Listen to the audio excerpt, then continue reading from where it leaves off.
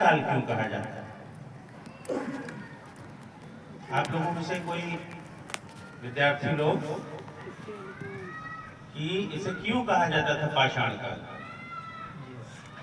क्योंकि मानव का जीवन जो है उस समय पत्थरों के उपकरण बनाकर या पत्थरों की सहायता से वह अपने डे टू डे लाइफ में पत्थरों का प्रयोग करता था, उस पर उसका जीवन आधारित था, इसलिए वह पाषाण काल अथवा स्टोन एज, पैलियोलिथिक पीरियड कहते थे। उसके बाद आता है मध्य पाषाण काल।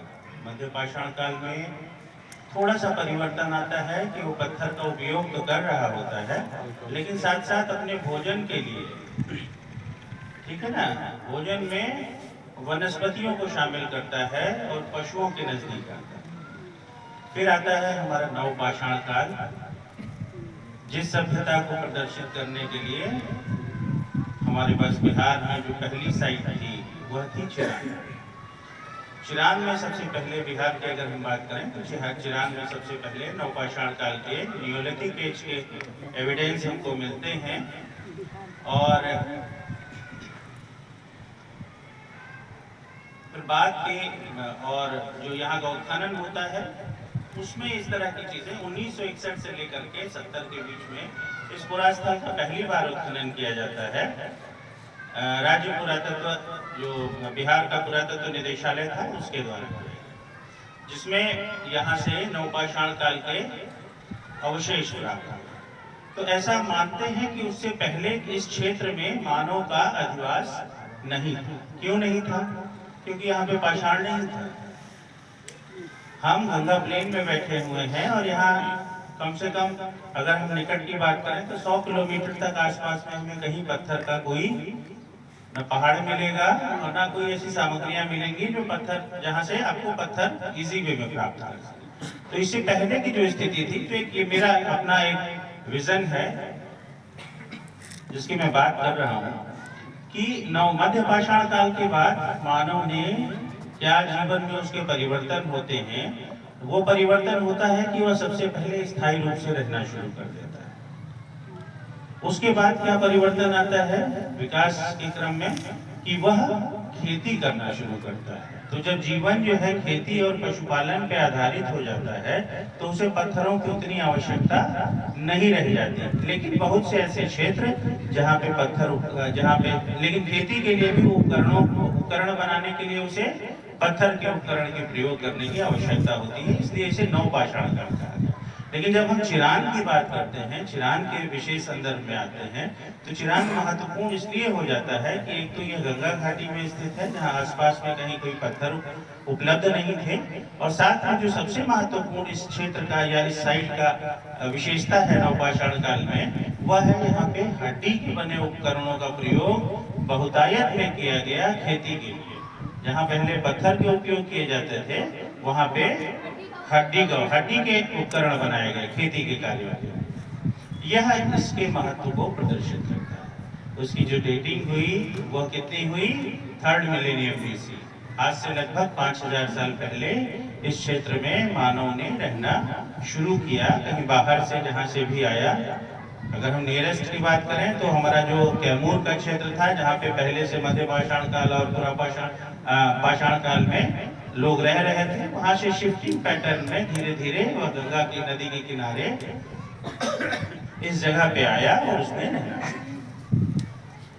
और नवपाषाण काल के बाद आता है हमारा कौन सा कालक्रम? अगर हम बात करते हैं तो चैल्कोलिथिक, ताम्रपाषाण काल। इसके बाद उसने तांबे का प्रयोग करना शुरू किया, तांबे की खोज की। तांबे के उपकरण, हड्डी के उपकरणों के साथ साथ उसने तांबे के भी उपकरण और तांबे की वस्तुओं का प्रयोग अपने आम जीवन में करना शुरू किया। तांबे के उपयोग के कारण इसे ताम्रपाषाण काल कहा। पाषाण इसलिए जोड़ा गया क्योंकि पाषाण का भी प्रयोग अभी कर रहा है और तांबे का साथ मेटल का शुरू हो गया है, इसलिए यहाँ ताम्रपाषाण काल की बात। इसके बाद आता है हमारा लोहा।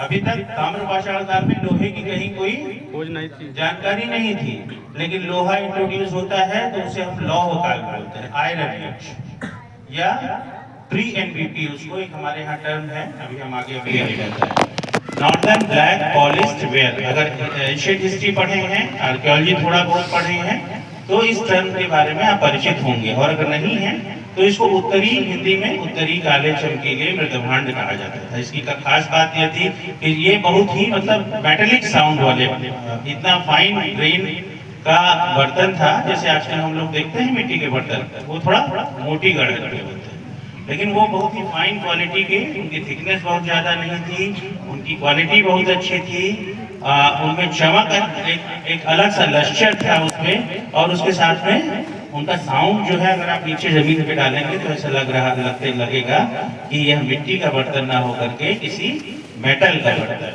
तो इसे नॉर्दर्न ब्लैक पॉलिश्ड वेयर कहा गया। और उसका जो समय था लगभग 8वीं शताब्दी ईसा पूर्व से लेकर 2वीं शताब्दी ईसा पूर्व तक यह पुरास्थल उस समय भी आबाद रहा, और उस काल में भी यहाँ पर मानव निवास कर रहा था, रह रहा था। और इसी बीच ये जो आपका 8वीं से लेकर 2री शताब्दी ईसा पूर्व का समय था, यह एक दूसरे मायने में भी महत्वपूर्ण है। इसलिए महत्वपूर्ण है, 8वीं शताब्दी ईसा पूर्व से लेकर के 2री शताब्दी ईसा पूर्व तक का समय। और स्पेशली अगर हम बात करें तो जिस रीजन में हम बैठे हैं ये बहुत महत्वपूर्ण है, जहां अभी हमको लगता है कुछ दिन पहले आप लोग घूम के आए होंगे। वैशाली, वैशाली किससे एसोसिएटेड है? आपका गणतंत्र, पहली प्रणाली मिली आपको 6th सेंचुरी बीसी में। वैशाली के लिच्छवियों ने गणतंत्र प्रणाली का यह क्षेत्र की देन दी, ठीक है। और दूसरी जो महत्वपूर्ण बात रही वह बुद्ध की एसोसिएशन के साथ, जो 6th सेंचुरी बीसी हम बोलते हैं जिसको, उसका एसोसिएशन इस क्षेत्र का रहा। अगर सीधे बात करें तो सीधे अगर हम चिरांग को बुद्ध से नहीं जोड़ सकते हैं, लेकिन उस काल में भी यहाँ पे मानव निवास कर रहा था, और बुद्ध का जो रूट था अगर हम बात करें तो इधर वैशाली, इधर मगध, और ये जो है किसी न किसी उसी पार्ट में रहा। इसके बाद आता है कुषाण काल। कुषाण काल में भी इस जगह पर मानव अधिवास बना रहा, आदमी यहाँ रह रहा था, निवास कर रहा था। अगर आप हम लोग अभी जब आए हैं तो आपने नीचे कुछ संरचनाएं देखी होंगी, फाउंडेशन देखी होंगी, ब्रिक, ये उसी पीरियड के रिमेन्स हैं। आज से करीब करीब 2800 साल पहले इन भवनों का निर्माण किया गया था, जिनके फाउंडेशन पार्ट अभी तक सुरक्षित है, जिनको हम लोगों ने अभी कुछ दिन पहले इसका कंजर्वेशन किया है, और आगे भी इसको उस तरह उसी स्थिति में बनाए रखने के लिए इसको आगे भी मेंटेन करते हैं। बाद की काल बाद, उसके बाद में फिर गुप्त काल आता है। गुप्त काल के बारे में सुना है आपने?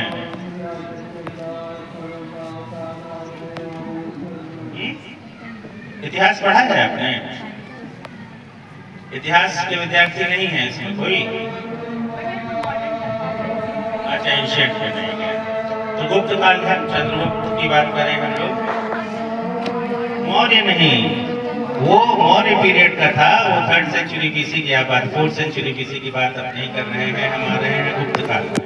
गुप्त काल में थे चंद्रगुप्त प्रथम, समुद्रगुप्त, ठीक है, कुमारगुप्त, स्कंदगुप्त, ये उनके प्रमुख शासक थे। जो उस पीरियड में भी जो पहला एक्सकैवेशन, अभी मैंने आपको बोला ना कि पहली बार जब एक्सकैवेशन हुआ यहाँ पे 60 से 70 के बीच में, उस समय हमें यहाँ पे गुप्त काल के एविडेंस नहीं मिले थे, जिससे ये माना गया कि गुप्त काल में यहाँ पे आदमी नहीं रहता था, उसने कहीं शिफ्ट किया या उस पीरियड में यहाँ कोई नहीं रहा।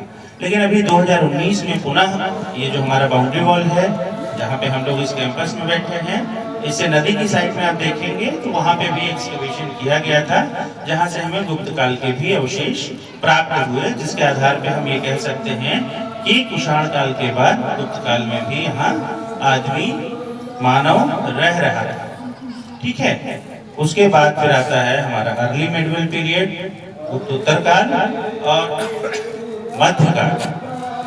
तो एक अगर हम देखें कि नवपाषाण काल से, और आज की बात करें तो आज भी लोग रह ही रहे हैं यहाँ पे, तो एक लगातार कंटिन्यूटी नवपाषाण काल से करीब 2.5 और 2.5 से 5,000 साल से लगातार इस पुरास्थल पर, इस चिरान में मानव रह रहा है और अभी भी कंटिन्यूएशन में, यह एक महत्वपूर्ण तथ्य है।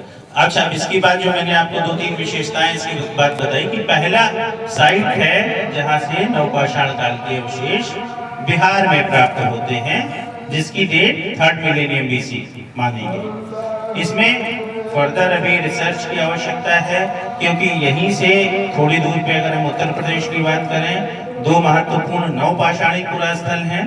आप विद्यार्थी हैं इसलिए आपके साथ डिस्कस कर रहा हूँ।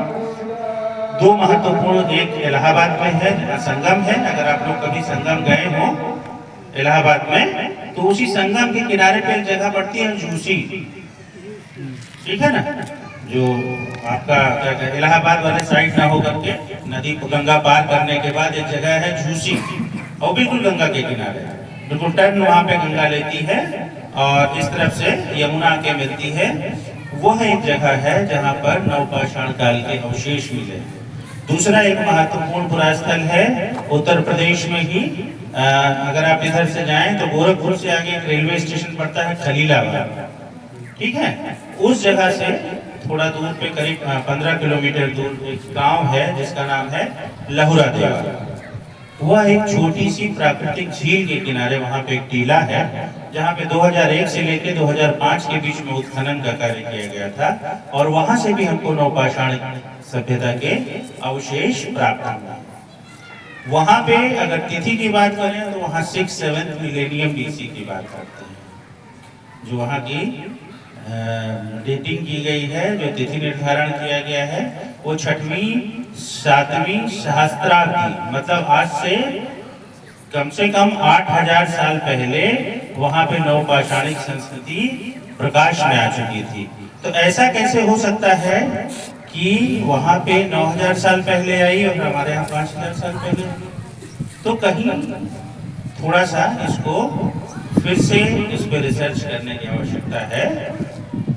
अवश्य ही हम लोग जो है नए एविडेंस प्राप्त कर सकते हैं कि हमारा जो ये चिरान का पूरा स्थल है, यह भी कहीं ना कहीं लगभग उसी के आसपास का होगा।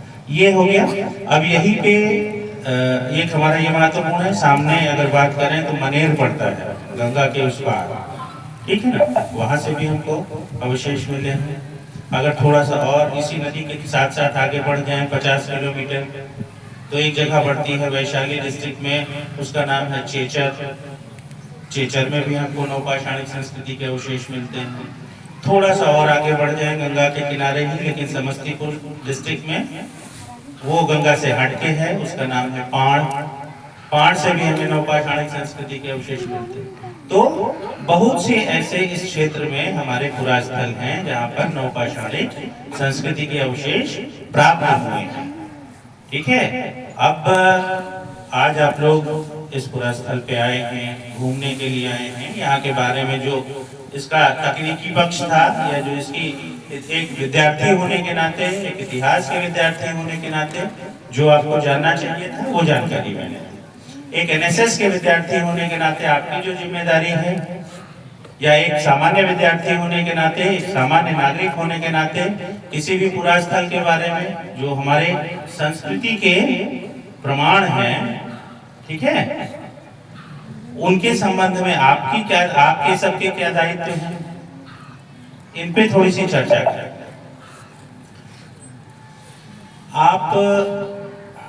आपके घर में आपके पिताजी का, आपके बाबा जी का, या उनके भी पिताजी का कोई ऐसा सामान अगर घर में रखा हो, तो आप किस तरह से उसको रखते हैं? कहीं भी फेंकते हैं?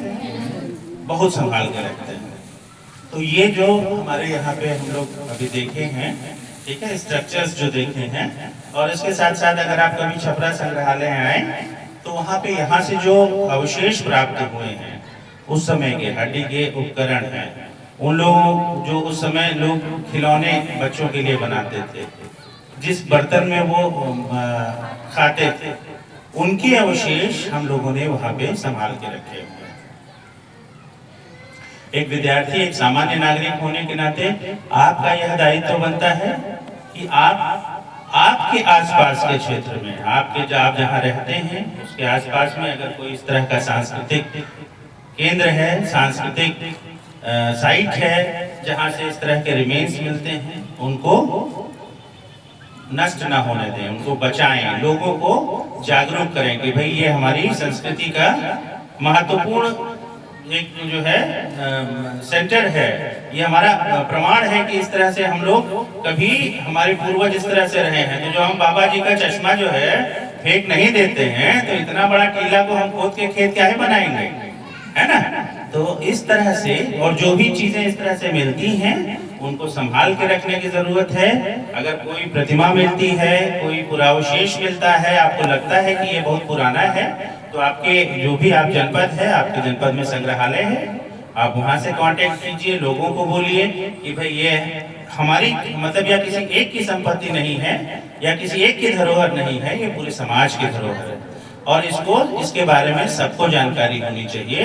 तो इसलिए इसको सबसे बढ़िया है कि इसको उचित स्थान दिया जाए। इसको जो आपके नजदीकी संग्रहालय हैं वहां पे इनको जमा करवाइए और इसको वो संग्रहालय प्रदर्शित करेगा कि यह फलानी जगह से या जो है दिगवारा से या चिरान से ये प्राप्त हुआ है और ये इस पीरियड का है। उसकी जांच होगी, उसका उस पे शोध होगा और उसके बाद उसके महत्व से लोग आप तो परिचित होंगे ही, लेकिन जो और लोग हैं वो भी परिचित हो सकेंगे। तो मैं आप सभी को ढेर सारी शुभकामनाएं देता हूं कि आप जिस और जो आपका दायित्व है एनएसएस के कर्मी होने, एनएसएस के सदस्य होने के नाते उसमें आप प्रगति करते रहें और साथ में अपनी जो धरोहर है वो किसी भी रूप में हो, तो मूर्त रूप में भी हो सकती है, मूर्त रूप में भी हो सकती है। मूर्त और अमूर्त समझते हैं ना, है ना। तो उन दोनों को ही संरक्षित करने की जरूरत है। उनमें आप अपना योगदान जितना अधिक से अधिक दे सकें वो दें। धन्यवाद बहुत बहुत।